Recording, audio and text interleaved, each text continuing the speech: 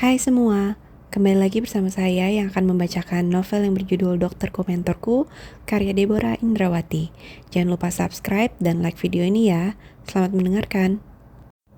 Dokter tersenyum lalu berkata, "Suka sayang, suka sekali.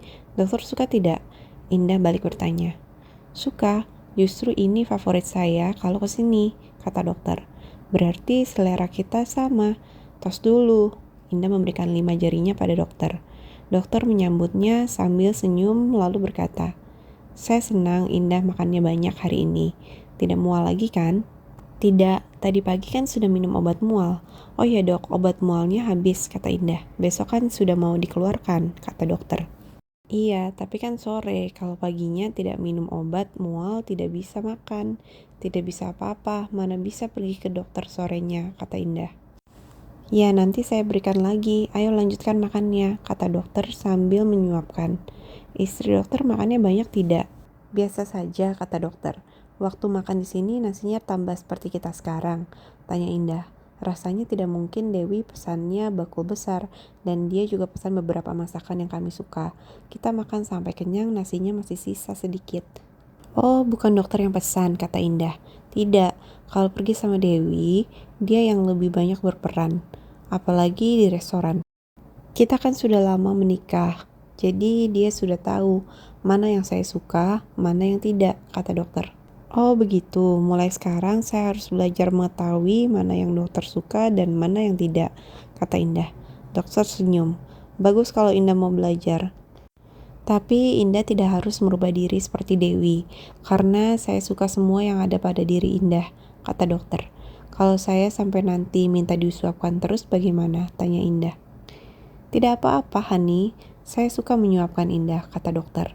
"Sampai kita menikah?" tanya Indah. "Iya, kenapa tanya begitu? Indah pasti tidak enak karena saya katakan manja ya," kata dokter. "Iya, saya takut dokter terganggu, karena dokter biasa berhadapan dengan istri yang tidak manja, tegar dan melayani, sedangkan saya lebih sering dilayani. Mungkin karena saya dibesarkan sama oma yang sangat memanjakan saya," kata Indah. "Indah, bersama kamu membuat saya senang dan bahagia. Jadi mana mungkin soal manja saja saya terganggu," kata dokter dengan senyum. Indah juga senyum. "Sayang, kamu ada di sisi saya selama 2 hari ini mengingatkan saya pada masa kecil. Waktu itu Mami membelikan saya 1 set mainan, alat-alat kedokteran. Saya sangat suka dengan mainan itu. Kalau saya makan, mainan itu harus ada di dekat saya. Kalau tidak, saya tidak mau disuapkan. Bahkan saya bawa tidur dan kalau dipindahkan oleh Mami mainan itu, saya bisa terbangun dan langsung mencari ke tempat kumpulan mainan saya. Sekarang perasaan saya seperti itu, ingin dekat kamu terus. Oh ya, semalam saya terbangun. Perasaan saya tadi ada Indah di sebelah saya. Saya nyalakan lampu tempat tidur, rupanya saya mimpi. Karena lampu tempat tidur saya nyala, Dewi bangun. "Kenapa sayangnya mimpi Indah?" katanya. "Iya," jawab saya. "Ya tidak marah kan sayang?" tanya saya. "Tidak, kenapa harus marah? Indah itu kan jawaban doa Eik dari Tuhan untuk kita. Ayo tidur lagi, masih malam, besok kan ketemu," katanya sambil memeluk saya. "Terima kasih sayang," kata saya. "Baik sekali ya istri dokter, wanita luar biasa menurut saya." Dokter senyum lalu berkata, "Indah nanti ketemu Dewi ya, Dewi ingin sekali ketemu Indah." "Iya, nanti Tuhan yang atur waktunya seperti pertemuan kita. Kan Tuhan yang atur," kata Indah sambil meringis memegang perutnya. "Kenapa sayang?" tanya dokter khawatir. "Kekenyangan, sudah ya jangan disuapkan terus," kata Indah. Dokter senyum lalu berkata, "Memang nasinya sudah habis sayang, ini yang terakhir." Lalu dokter menyuapnya. "Habis? Pantas saya kenyang sekali, 2 bakul habis," kata Indah. "Tidak terlalu banyak sayang, 2 bakul kecil kan, kira-kira 3 piring kita makan berdua," kata dokter. "Tapi pasti sayang lebih banyak," cerutu Indah. "Sama, buktinya saya kenyang juga," kata dokter. Indah senyum. Dipegangnya perut dokter lalu berkata, "Oh iya keras, berarti benar kenyang." Dokter juga senyum lalu berkata, "Oh iya In, ada sesuatu yang saya mau tanya. Yaitu soal cerita kamu kemarin di Sarinah. Ini membuat saya penasaran. Papa Todi punya adik yang namanya Roni kan? Yang berkata sama Indah, aku dari kecil sudah cinta sama boneka.